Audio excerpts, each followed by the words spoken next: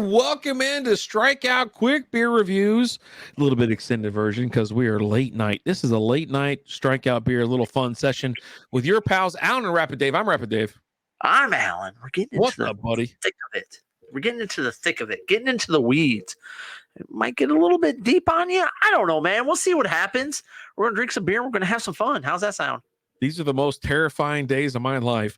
So tonight, excuse me, Southern Star Brewing Company, CyGourd. Now, this is brewed and canned by Southern Star Brewing out of Conroe, Texas. This is a pumpkin ale rocking a 6.31. Is that a 3.1?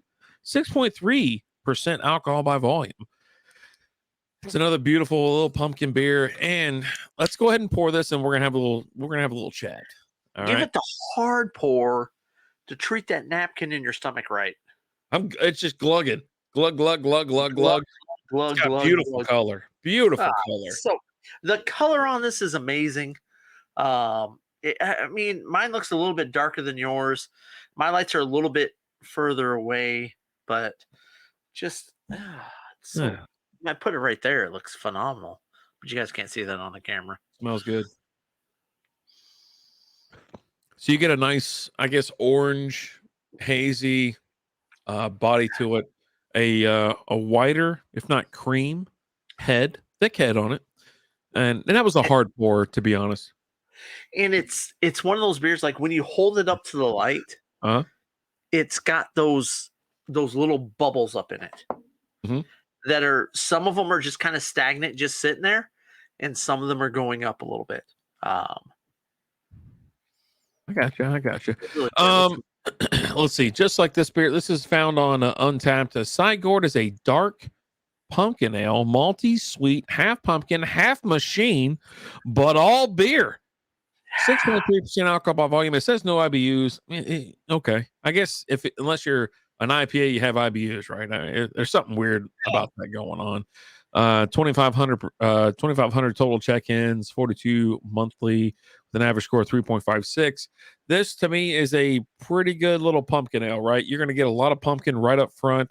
There's no mistake about it. If you love pumpkin, you love this type of flavor. And to be honest with you, this time of the year, we've already gone through our pumpkin beers. In September, we have our fest beer and our Morrisons. And then in October, we have our pumpkin ales, our pumpkin stouts, and things like that. And here we are a little bit into November, and we're still enjoying these beers. They're around. So big cheers to that. What do you think so far? So let me say this, because we talk a lot about can art, right? Mm-hmm. We're huge fans of can art. We will buy beer strictly just based off the can art. I don't care what the beer is. If your can art is banging, I'm getting it. But I look at this can art, and I look at this and I go, this is a movie I want to watch. Like, I need a movie, a TV series about alien gourds in robots or whatever is going on in this can. I need this movie. So Hollywood, make it happen. Let's go ahead and, if there's someone in Hollywood who makes things happen these days, it's Ryan Reynolds. Let's go ahead and tag Ryan Reynolds in this and tell him to make this movie. Let me get a little Ryan Reynolds action on CyGourd, and let's make it happen. And just to let you know, according to their website, southernstarbrewing.com, CyGourd dark copper ale with rich, creamy mouthfeel due to a generous addition of oatmeal, caramel, malt flavors with a touch of pumpkin pie spice in the finish. Malt, 2-row, Weyermann, Munich, Baird's, Crystal 60, Weyermann Special W, hops, Perle, Willamette, and yeast is California. ABV 6.3% alcohol by volume and 18 IBUs. So there you go. When I think of Southern Star, I always think of Bombshell Blonde. Mm-hmm. Yeah, that's their staple beer that we've got to know, and that's how I got introduced to it. Was I think that beer, right? Yeah, no, it was one of those where I was at. I want to say it was at like Walgreens. And they had a stack of 6-packs for like $4 a pop. Who's buying beers from Walgreens? I was at Walgreens getting something else, and a stack of 6-pack of beers for $4 a pop. I'm in. I'm getting in. I mean, $4.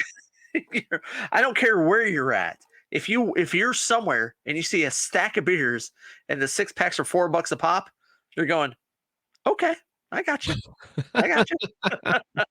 And I think it was a softball night, like, because there was that Walgreens that was right there outside the softball fields that we used to go to, and I think I stopped in there, and they had a huge stack of them, and I said, okay, I probably grabbed like 5 or 6 of them, threw them in the cool, what I could in the cool, the rest I took home, and that's what we drank that night after softball, and they were delicious, and I've been on the lookout for Southern Star beers ever since then. It really is one of those where, 4 for a 6 pack is unbelievable, right? For Oh yeah. for a craft beer now. Like I walked in, I was like, oh, let me get this 4 pack, and it's 4 for 20, 4 for 30. And I told Lizzie the other day, I was walking, I go, do you remember back in the day where I was like, I'm not buying this effing beer, 4 for $1, 4 for 30? Are you kidding me? 4 for 20? I'd be losing my ass. And now I'm just like, it's just basic freaking stuff, man. I'll go buy a beer. Granted, it's taller, right? It's a big boy. It's in like a bomber or something like that. But I'll go spend $20 on one beer. Yeah. Now, you know, our life has changed. Things have changed in our lives. And I would say they're for the better. How about all that? I mean, we got some pretty damn good $20 beers. Yeah, we have. So this beer is part of, like I said, it's a pumpkin ale. It's something like that. So we started thinking about Halloween. We had this a couple weeks ago, along with the Great Divide pumpkin ale as well. We had those the same night. 2 great 6-pack beers you can find wherever your local craft beer store is. I assume it's, with us being here in Texas, one's a Colorado beer, the other's a Texas beer. We're able to get our hands on both of them, which is phenomenal. So check them out if you can still get them. I think most of them are distributed between the months of August and November. Now, how was your Halloween? I had a good Halloween. Yeah? Did you go out trick-or-treating? Yeah, I was just looking up where this was in Conroe, Texas. It's like 3.5 hours. 4 hours, somewhere else. It's east, right? So I took the kiddo out south from here is where it is. Is it towards Austin or towards San Antonio? Give me a second. I already closed it. Or is it towards Houston? You're going straight down 45, not quite to Houston. Okay. You're coming up short. Just past Huntsville. How's that for you? I know where this place is. Huntsville, almost to the Woodlands. Yeah. I love driving through the Woodlands. Nice area. Real nice area. Straight shot down 45 is your quickest route. No, I took the youngest trick-or-treating, had a great time. One,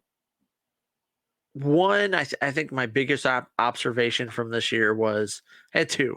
One was talking to a couple people in the neighborhood that I'm in, and them talking about how they need to make Halloween fun again for the kids in the area. I think COVID kind of took a backseat, pushed things back.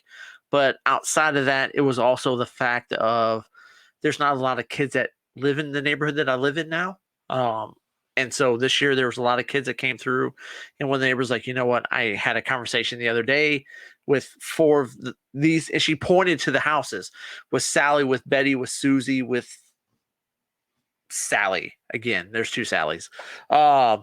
And I was talking to them about like, man, maybe we need to get back into the Halloween thing. And she goes, after tonight, with all the trick-or-treaters that come by, yes. And she looked at my daughter. She goes, next year, there'll be more houses in our neighborhood for you to trick-or-treat at. I promise you that. But then also we went to, there's another neighborhood close by that we go to. And the biggest thing I took away from that neighborhood was adults are trick-or-treating. Okay. So when you saw these adults trick-or-treating, did you get a bucket or a pillowcase to go with it? No, I was already out. So at that point in time, I was just like, whatever. But it's also, I let my kid go, right? She does it all. I always have a backpack. So when her bag starts to get a little bit full, she dumps it in the backpack and I carry the backpack around, right?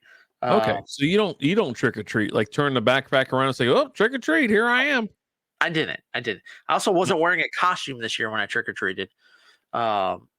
Sometimes I do, sometimes I don't. This year, I just didn't this year. Which I So caught some flack from my kid. She's like, yeah, why I didn't was you like, dress up? You told me you're going to well, dress up, and you say well, you no, didn't. I didn't, because I told her. She goes, "Are you gonna wear your costume this year, Dad?" I said, "Well, no." She's like, "Why not?" It's like, well, this year I wore a couple's costume, and I don't want to walk around as thing one and have everyone ask me where thing two is. I want to get into it. It'd be easy. Yeah, you just didn't want to do it. Uh, I feel the laziness coming through the screen here. well, last year Um, I wore my Bob Ross costume out, and I had the Canadian tuxedo and the big afro and the palette, and I walked around with that. I didn't trick or treat, but I walked around wearing it while the kiddo trick or treated. all right. So here's my question: Yeah. when was the last time you accepted candy from a house? If you were trick or treating or whatever, or it was a bowl, and you reach your little, chubby digit in there to grab something out of it. When was the last time you went trick or treating? Okay. So when Kinsey was just born, well, I wouldn't say just born, because she was born in December. That following October, I took her out trick or treating, but I also had the oldest that was trick or treating. Mhm. Took them both out. So I would walk up to her to the houses, because she was walking then. So I'd hold her hand and walk her up to the houses. Um, if there was someone there, she would say trick or treat, have them put the candy in her bag. But if we went up to houses with bowls, she wasn't reaching in and grabbing stuff. So I'd reach in and grab stuff for her. Okay, Uh, I'm talking as, before that. as just me, Yeah, that's what I want to know. um, probably seventh grade, I think, was the last time I went trick or treating. Okay, all right. Maybe eighth grade. I don't really remember where the stop happened, but it So was it'd be somewhere sometime around. in your teens, Yeah. It was early something. teens, early teens. It was somewhere around seventh or eighth grade. So you're looking at 12 to 13, maybe 14, somewhere around there. So since you've had a kid, after the kid is able to walk or move about themselves, you don't facilitate the candy exchange, and you have not trick or treated yourself. No, I have not. Okay. Okay. After that first year Right. two of her trick or treating, she went and did it all on her own. And let me tell you, she was better off doing it on her own, because she's a cute little blonde headed girl. So she walks up there and they say, "Yeah, just take what you want." And so she reaches in there, grabs something. They're like, "Oh, take some more." And I mean, at the end of the night, we're getting back to the house, and she had like 3 times the candy that the oldest one did. And they both went to the same amount of houses. Okay. When you're That's what I was getting at. I didn't know if you were one of those parents who, I'm out with the kid, I might as well trick or treat as well.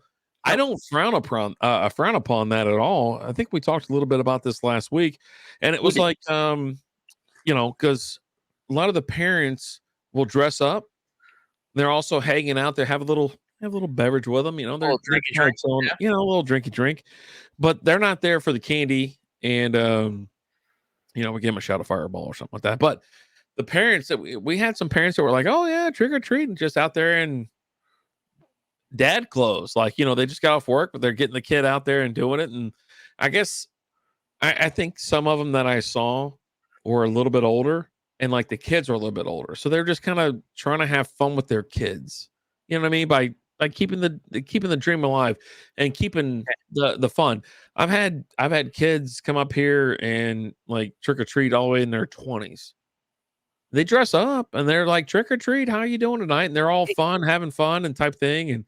And I'm more than happy to give them candy, because I don't like, there's no reason for you to, I don't know, abandon that party. Who cares? No, Just have yeah. fun. It's October 31st. It's Halloween. If you dress up and you come up to the house and say trick or treat, I'll give you candy, right? Here's what I saw. If you had kids, I didn't see anyone going up to the house trick or treating. Everyone I saw, adults I saw going up to the house, did not have kids. They're just by And I themselves. saw that just they were typically traveled in a group, A group of adults. 3 to 6. 6 was the largest group I saw. 3 was probably the smallest group I saw.